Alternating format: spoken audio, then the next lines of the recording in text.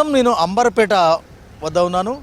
పాత నగరం కొత్త నగరాన్ని చీల్చుకుంటూ వెళ్తున్న మూసీ నది పరివాహక ప్రవాహాన్ని మనం కల్లారా చూస్తున్నాం. ఎటు చూసినా కూడా ముక్కు పుటలు అదిరేలా దుర్గంధం వెదజల్లుతుంది. మన దేశంలోకెల్లా అతి మురికి నదుల్లో మూసీకి 4వ స్థానం అని మనం చెప్పక తప్పదు. అంటే గణాంకాలు కూడా అలానే చెప్తున్నాయి. ప్రస్తుతం మనం చూస్తున్నాం అంబర్పేట పరిసర ప్రాంతాల్లో మూసీ, అదేవిధంగా మూసీ చుట్టుపక్కల ఉన్న ఆక్రమణలు, అంటే ఇలాంటి మురికి ఎన్ని ఆవాసాలు ఎన్ని నివాసాలు ఉన్నాయో కూడా మనం విజువల్స్లో చాలా స్పష్టంగా చూస్తున్నాం. ప్రమాదంలో మూసీ పరివాహక ప్రాంతం ఉందని తెలిసినా కూడా బతుకుదెరువు కోసం ఇలాంటి పరివాహక ప్రాంతం వెంట అనేక మంది ఇక్కడ ఉన్నారు. చెత్త చెదారం అనేక వ్యర్థాలు కూడా మనకు చాలా కొట్టొచ్చినట్టు కనబడుతున్నాయి. ఇక్కడ చూసినట్టయితే ఈ ప్రత్యేక పైప్ లైన్ల ద్వారా మురుగునీరుని వివిధ కాలువల నుంచి నాలాల నుంచి మురుగునీరుని నేరుగా మూసీలోకి డంప్ చేస్తున్నారు. సో మొత్తానికి అంబర్పేటలో పరిస్థితి ఈ విధంగా ఉంటే ఇంకా మునుముందు మూసీ నది ఎట్లా ఉంది, అక్కడ ఎలాంటి కలుషితాలు ఉన్నాయి, ఎలాంటి వ్యర్థాలు ఉన్నాయి, ఎలాంటి దుర్గంధం వెదజల్లుతుంది, అక్కడికి వెళ్ళి తెలుసుకుందాం.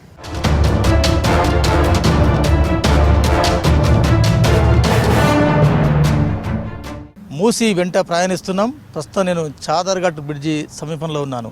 నా చుట్టుపక్కల కూడా ఎటు చూసినా కూడా మూసీ పూర్తిగా అటువైపు ఇటువైపు తీవ్ర దుర్గంధం తీవ్ర వ్యర్థాలతో నిండుకున్న మూసీని చూస్తున్నాం. ఒక దశలో పశువులు తిన్నా ఇంకా ఏవి తిన్నా కూడా ఈ సెనైడ్ వాటర్ కంటే చాలా డేంజర్ అని చెప్తూ ఉన్నారు. నా పక్కన అనేక మంది పర్యావరణవేత్తలు అనేక మంది నగరవాసులు నాకు అందుబాటులో ఉన్నారు. ఒకసారి మాట్లాడించే ప్రయత్నం చేద్దాం. డైరెక్ట్ మానవ హక్కుల వేదిక నుంచి బిలాల్ గారు ఉన్నారు. బిలాల్ గారు చెప్పండి, కొన్ని ఏళ్ళ నుంచి చూస్తున్నాం మూసీ ఎంతో పవిత్రమైనది, కానీ వాళ్ళ దేశంలో మూసీ చాలా డేంజరస్ థర్డ్ వన్. ఎందుకండి అంటే చుట్టుపక్కల జనం అనేక వ్యాధుల బారిన పడుతున్నారు, రోగాల బారిన పడుతున్నారు, మూసీ కంపొస్తుంది. ఏంది ఆల్టర్నేటివ్ ఏంది అనుకుంటున్నారు మీరు? ఆల్టర్నేటివ్ దీనికి సొల్యూషన్ చాలా వరకు ఉంది. మూసీ ఎంత కాలంలో చాలా బాగా ఈ మూసీకి పాడు చేసిన ప్రభుత్వమే, మూసీకి ఖరాబ్ చేసింది ప్రభుత్వమే. ప్రభుత్వం ప్రతి ఒక్క టైము 97 నుంచి మేము చిన్న ఉన్నప్పటి నుంచి చూస్తున్నాం. ప్రతి ఒక్క టైం మూసీ మీద రకరకాలుగా ప్రాజెక్ట్ తీసుకొచ్చి కోట్లు రూపాయలు శాంక్షన్ చేసుకొని దోసుకొని ప్రభుత్వం అధికారులు. ఇప్పుడు మీరు చూడండి, ఇక్కడ మన శివాజీ బ్రిడ్జ్ దగ్గర మూసీలోనే డంపింగ్ యార్డ్ పెట్టారు. అది మొత్తం కెమికల్ వాటర్స్ మూసీలోనే కలుస్తుంది. 150 కాల్వాస్ ఉంది మూసీలో కలిసేది. అంటే ప్రతి ఒక్క కంపెనీ వాటర్స్, డ్రైన్ వాటర్స్, ఇంకా వేరే రకరకాలుగా వాటర్స్ మూసీలోనే ఇస్తారు. ఇప్పుడు మొన్ననే హైకోర్టు ఇచ్చిన 6 పాయింట్ల ఒక పాయింట్కి మేము స్వాగతిస్తున్నాం. ఏదైతే మూసీలా కలిసే నీళ్ళు కలవద్దు, దీని మీద చర్యలు తీసుకోవాలా అని హైకోర్టు ఒక డిసిజన్ ఇచ్చారు. దానికి మేము స్వాగతిస్తున్నాం. మీరు మానవ హక్కుల వేదిక నుంచి పనిచేస్తున్నారు, కొన్ని ఏళ్ళ నుంచి పనిచేస్తున్నారు. సరే, మూసీ ప్రక్షాళన, మూసీ సుందరీకరణ సెకండరీ, అవి దేవుడెరుగు. కానీ ఈ కలుషితం, ఈ పొల్యూటెడ్ అనేది తగ్గించాలి కదా అంటున్నాను నేను. పొల్యూటెడ్ తగ్గించాలా అంటే ఈ ప్రభుత్వం దీని మీద కొద్దిగా గట్టిగా చర్యలు తీసుకొని, ప్రభుత్వం చేతిలోనే ఉంది.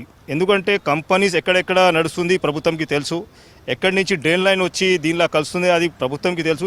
ఎంత పెద్ద ట్రీట్మెంట్ ప్లాంట్ పెట్టారు, 2006లో కట్టారు. ఆ ఎస్టీపీస్ కూడా పనిచేస్తలేరు. ఆ ఎస్టీపీస్లో అది డ్రైన్ లైన్ వాటర్ వస్తే దీనిలో మూసీలో కలవడానికి అవకాశం లేదు.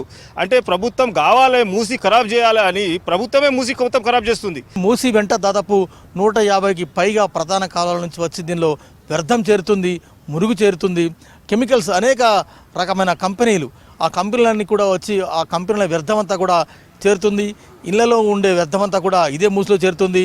డ్రైనేజీ, ఈవెన్ మున్సిపాలిటీస్ వ్యర్థాలు కూడా ఇదే మూసీలో చేరుతున్నాయి. ఈ నగరం అందమైన నగరమా లేకుంటే మురికి నగరమా అనేది భవిష్యత్తులో తేలబోతుంది. ఇంకొక సెంటర్కి వెళ్దాం, అక్కడ కూడా మురికి ఎట్లా ఉందో తెలుసుకునే ప్రయత్నం చేద్దాం.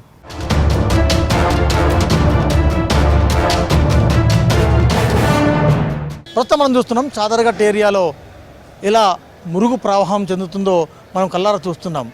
హైదరాబాద్ నగరం నడి బొడ్డున సర్కారు ప్రభుత్వమే ఏకంగా డంపు యార్డులను నిర్మించిన వైనాన్ని మనం చూస్తున్నాం. రోడ్ల వెంట ఉన్న చెత్త చెదరం అంతా కూడా ఈ డంపింగ్ యార్డ్ వద్దకు తీసుకొస్తారు. అంటే మూసీ నది గర్భంలోనే ఈ డంప్ యార్డ్ను ప్రభుత్వం నిర్మించింది. అంటే హైదరాబాద్లో ఉన్న చుట్టూ చెత్త అంతా, హైదరాబాద్లో ఉన్న చెత్త చెదరం అంతా కూడా మూసీ నది గర్భం వెంట ఇక్కడికి తీసుకొస్తున్నది ప్రభుత్వం అని చెప్పాలి. ఎందుకంటే గత ప్రభుత్వాలు ఏమైనా కావచ్చు, గత ప్రభుత్వాలు కానీ ఈ ప్రభుత్వాలు కానీ జనం ముందు, జనం కళ్ళ ముందు ఇలాంటి డంపింగ్ యార్డులని మూసీ నది గర్భంలో నిర్మించారు. అంటే మనం అంటే కలుషితం ఎవరు చేస్తున్నారు, ఎందుకు చేస్తున్నారో చాలా ప్రత్యక్షంగా మనకు కనబడుతుంది. ప్రతిరోజు కొన్ని వందల సంఖ్యలో లారీలు ఇక్కడ చెత్త చెదరాన్ని ఇక్కడ తీసుకొస్తారు, ఇక్కడ డంప్ చేస్తారు. ఇక్కడ డంప్ చేసిన చెత్తను చెదరం అంతా కూడా పెద్ద వాహనాల్లో లోడ్ చేసి జవహర్ నగర్ డంపింగ్ యార్డ్కి తీసుకెళ్తారు. ఒక పక్క మూసీ నది పారుతూనే ఉంది. ఆ మూసీ నది వెంట డ్రైనేజీ, మూసీ నది వెంట చెత్త చెదారం, మూసీ నది వెంట వ్యర్థాలని కూడా ఒక్కొక్క పోతున్నాయి. మరొక పక్క ఇక్కడ డ్రైనేజీని ఇక్కడ డంప్ చేస్తున్నారు. సో ఇప్పటికైనా ప్రభుత్వాలు ఈ వ్యవస్థ మీద దృష్టి సారించాల్సిన అవసరం ఉంది. ఇక్కడి ప్రజలు, ఈ ప్రాంత ప్రజలు వ్యాధిల బారిన పడకుండా వారిని కాపాడాల్సిన అవసరం ఉంది. అందుకని ఇక్కడ ఆవాసాలు, నివాసాలు, అదేవిధంగా మూసీలోకి చేరుతున్న వ్యర్థాలపై ప్రభుత్వం ఒకసారి దృష్టి సారిస్తే చాలా మంచిది. చూద్దాం ఇంకొక సెంటర్లో అక్కడ మురుగు ఏ విధంగా ఉంటుంది, అక్కడ ఎలా కలుషితం అవుతుంది, అక్కడ తెలుసుకుందాం. నాచారం పెద్ద చెరువు దగ్గర ఉన్నాం. ఎక్కడ చూసినా కూడా చుట్టూ 200 కిలోమీటర్ల వరకు ఎక్కడ చూసినా కూడా మూసి మురికి, మూసి కంపే మనకు ప్రత్యక్షంగా చూస్తున్నాం. ఎక్కడ కూడా ఇంత పరిశుభ్రత లేని వాతావరణాన్ని అడుగడుగునా మనం చూస్తున్నాం. పరిశుభ్రత మాట పక్కన పెట్టండి, అంటే ఒక నిమిషం ఆగితే చాలు దుర్గంధం అంతా కూడా ముక్కు పుటలు అదిరిపోయే విధంగా ఆ దుర్గంధం వస్తుంది. అంటే చుట్టుపక్కల జనావాసాలకి ఇదంతా కూడా ఈ వాసన పీల్చుకోవడము కామన్ అయిపోయింది. చుట్టుపక్కల జనావాసాలు అనేక వ్యాధుల బారిన పడినా, అనేక రోగాల బారిన పడినా, అనేక ఫిర్యాదులు వస్తున్నప్పటికీ కూడా ప్రభుత్వాలు గత ఏళ్ల నుంచి స్పందించడం లేదనేది వాస్తవం. చుట్టూ 5 కిలోమీటర్ల వరకు ముక్కుపుటల దుర్గంధం వెదజల్లుతుంది. నా పక్క ఇదే అంశం మీద గత కొన్ని నెలల నుంచి ఫైట్ చేస్తున్న టుంగ్నా సరావత్ గారు, ఎన్జిఓ నాకు అందుబాటులో ఉన్నారు. ఒకసారి మాట్లాడే ప్రయత్నం చేద్దాం. మేడం నమస్తే. రైట్, థ్యాంక్ యూ అండి. నేను పిల్లగానే వచ్చినారు. ఓవరాల్గా మీరు మూసి అక్కడ నుంచి మనం అత్తాపూర్ నుంచి అంటే గండిపేట నుంచి మొదలుకుంటే ది టేలెండ్ వరకు ఎక్కడ చూసినా ఇక్కడ క్లీనప్ అనేది ఎక్కడ లేదు. ఎక్కడ చూసినా మురికి, దుర్గంధం రకరకాల వస్తుంది. ఎంత కూడా సిటీ పొల్యూషన్, సిటీ వ్యర్థాలు ఎక్కువగా ఉన్నాయి.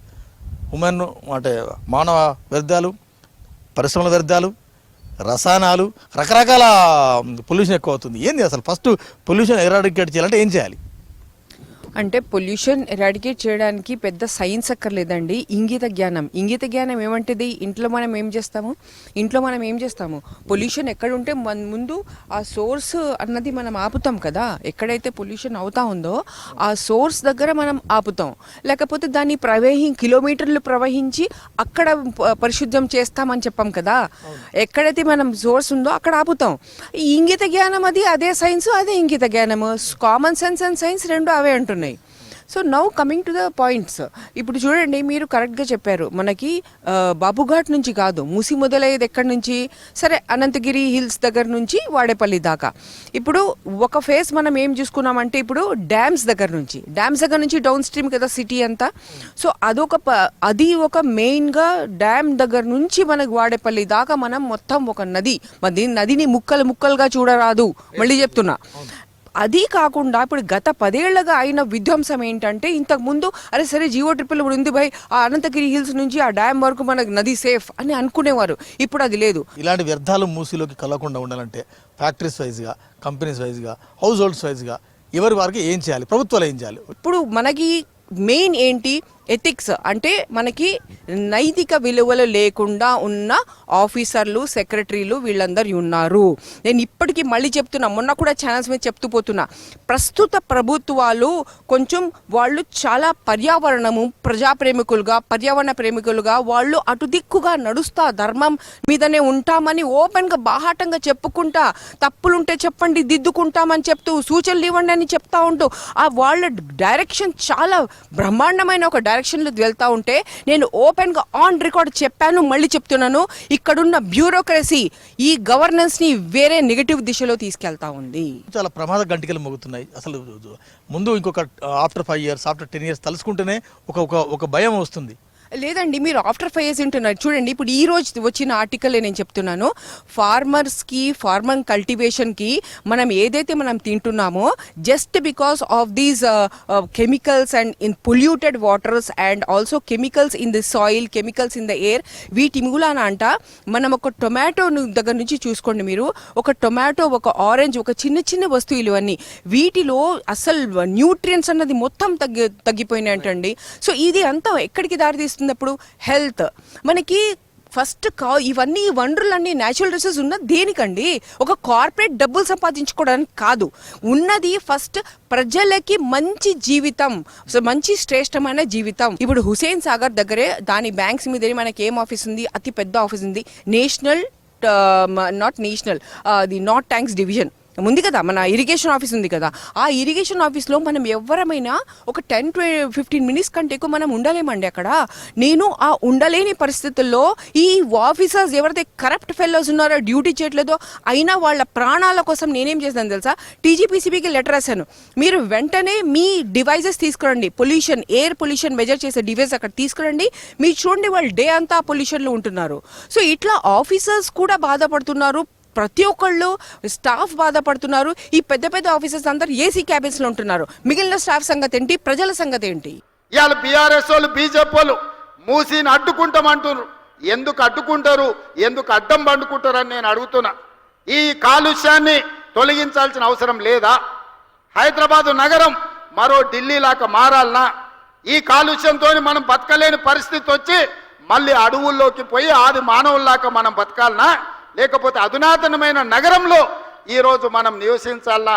తెలంగాణ సమాజం ఆలోచన చెయ్యాలి. ముఖ్యంగా కంపెనీలు ఏవైతే ఉన్నాయో, పరిశ్రమలు ఏవైతే ఉన్నాయో, అదేవిధంగా వివిధ సంస్థలు ఏవైతే ఉన్నాయో, ఆ సంస్థలపై ప్రభుత్వాలు, ఆయా చోట్ల అధికారులు నిఘా, గస్తీ పెంచాల్సిన అవసరం ఉంది. ఇది మూసి ఎలా కంపు కొడుతుంది, మూసి మురుగు ఎలా ఉందో, ఇది ఇవాటి ground report. Camera person Jagan, సంజయ్లతో కలిసి వెంకట్, V6 హైదరాబాద్.